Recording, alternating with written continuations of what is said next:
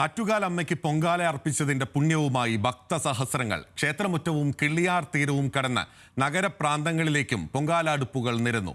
വിവിധ സർക്കാർ സംവിധാനങ്ങളും സന്നദ്ധ സംഘടനകളും വിപുലമായ സന്നാഹമാണ് പൊങ്കാലയ്ക്കായി ഒരുക്കിയത്.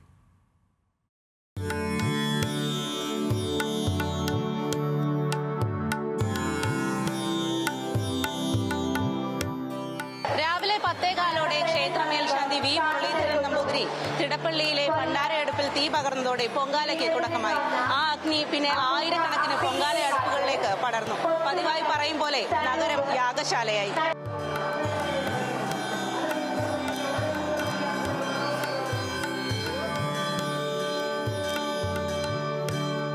ഇന്നലെ ഉച്ച തിരിഞ്ഞപ്പോഴേ തലസ്ഥാന നഗരത്തിന്റെ മുക്കിലും മൂലയിലും നഗരം മുഴുവൻ പൊങ്കാല കലങ്ങളായിരുന്നു.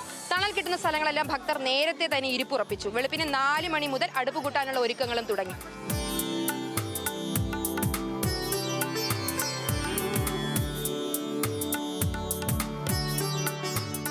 ആരോഗ്യവകുപ്പ്, KSEB, ജലവിഭവം തുടങ്ങി എല്ലാ സർക്കാർ സംവിധാനങ്ങളുടെയും നേതൃത്വത്തിൽ പഴുതടച്ച മുന്നൊരുക്കങ്ങളാണ് പൊങ്കാലയ്ക്കായി ഒരുക്കിയിട്ടുള്ളത്.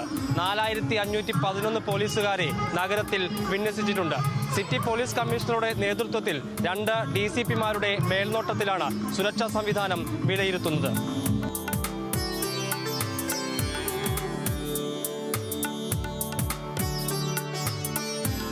റെസിഡൻസ് അസോസിയേഷനുകൾ, സന്നദ്ധ യുവജന സംഘടനകൾ തുടങ്ങി ഇതര മത ദേവാലയങ്ങൾ വരെ ഭക്തർക്കായി ഭക്ഷണവും ശുദ്ധജലവും പൊങ്കാലയിടാൻ സ്ഥലവും ഒരുക്കി.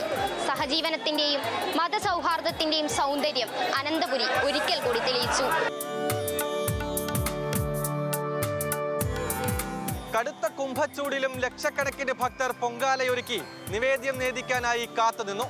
300-ലേറെ ശാന്തിക്കാരെയാണ് തീർത്ഥം തളിക്കാനായി നിയോഗിച്ചിരുന്നത്.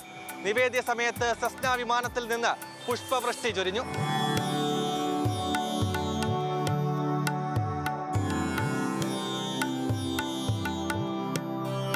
ആദികളെ അഗ്നിനാളങ്ങൾക്ക് വിട്ടുകൊടുത്ത് പൊങ്കാലയുടെ പുണ്യവുമായി ജനലക്ഷങ്ങൾ മടങ്ങി. എണ്ണയിട്ട യന്ത്രം പോലെ നഗരസഭയുടെ ശുചീകരണ സംവിധാനം മണിക്കൂറുകൾക്കകം നഗരം ശുചിയാക്കി. ഗ്രീൻ പ്രോട്ടോകോൾ അടക്കം പാലിച്ചുകൊണ്ടായിരുന്നു ഇത്തവണത്തെയും പൊങ്കാല. ഇനി ഭക്തരുടെ ആത്മസായുജ്യത്തിന് വീണ്ടും ഒരു വർഷത്തെ കാത്തിരിപ്പ്. തിരുവനന്തപുരത്ത് നിന്ന് ടീം ന്യൂസ് മലയാളം.